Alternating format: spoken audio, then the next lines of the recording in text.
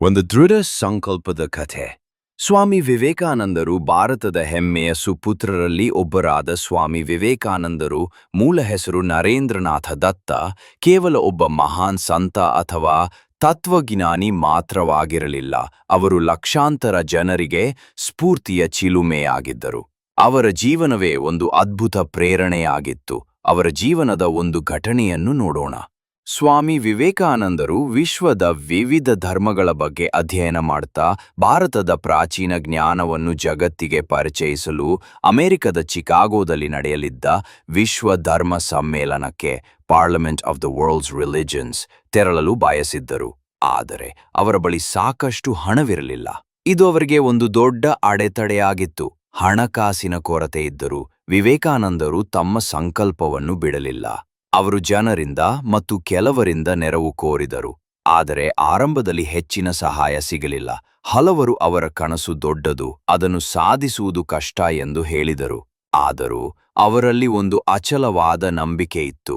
ನಾನು ಭಾರತದ ಸನಾತನ ಧರ್ಮದ ಸಂದೇಶವನ್ನು ಜಗತ್ತಿಗೆ ತಲುಪಿಸಲೇಬೇಕು ಎಂಬುದು. ಅವರು ಕಷ್ಟಪಟ್ಟು ಹಣವನ್ನು ಸಂಗ್ರಹಿಸಿದರು ಮತ್ತು ಸಮ್ಮೇಳನಕ್ಕೆ ಹೊರಟರು. ಅಮೆರಿಕಕ್ಕೆ ತಲುಪಿದಾಗಲೂ ಅವರಿಗೆ ಮತ್ತೊಂದು ಅಚ್ಚರಿ ಕಾದಿತ್ತು.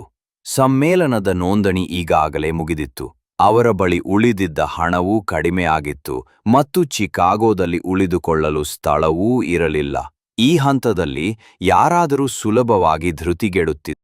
ಆದರೆ ವಿವೇಕಾನಂದರು ಎದೆಗುಂದಲಿಲ್ಲ. ಅವರು ಕೆಲವು ದಿನಗಳ ಕಾಲ ತೀವ್ರ ಕಷ್ಟಗಳನ್ನು ಅನುಭವಿಸಿದರು. ಕೆಲವೊಮ್ಮೆ ಹಸಿವಿನಿಂದಲೂ ಇದ್ದರು. ಆದರೆ ಅವರಲ್ಲಿರುವ ಆತ್ಮವಿಶ್ವಾಸ ಮತ್ತು ಭಾರತದ ಆಧ್ಯಾತ್ಮಿಕ ಶಕ್ತಿಯ ಮೇಲಿನ ನಂಬಿಕೆ ಅವರನ್ನು ಮುನ್ನಡೆಸಿತು.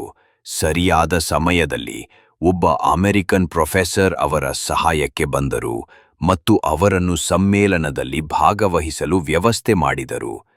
ಚಿಕಾಗೋ ಸಮ್ಮೇಳನದಲ್ಲಿ ಅಮೆರಿಕದ ನನ್ನ ಸಹೋದರ ಸಹೋದರಿಯರೇ ಎಂದು ವಿವೇಕಾನಂದರು ಮಾಡಿದ ಭಾಷಣ ಇಡೀ ವಿಶ್ವದ ಗಮನ ಸೆಳೆಯಿತು. ಅವರ ಮಾತುಗಳು ಲಕ್ಷಾಂತರ ಜನರಿಗೆ ಹೊಸ ದೃಷ್ಟಿ ನೀಡಿದವು.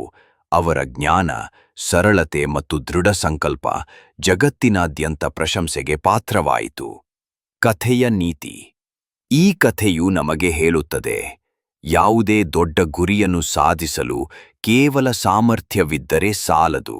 ಅದಕ್ಕೆ ಅಚಲವಾದ ನಂಬಿಕೆ, ಎಷ್ಟೇ ಅಡೆತಡೆಗಳು ಎದುರಾದರೂ ಧೃತಿಗೆಡದ ಛಲ ಮತ್ತು ನಿರಂತರ ಪ್ರಯತ್ನ ಅತ್ಯಗತ್ಯ. ನಿಮ್ಮ ಕನಸುಗಳನ್ನು ನನಸಾಗಿಸುವ ಶಕ್ತಿ ನಿಮ್ಮಲ್ಲೇ ಇದೆ ಎಂಬುದನ್ನು ಎಂದಿಗೂ ಮರೆಯಬೇಡಿ.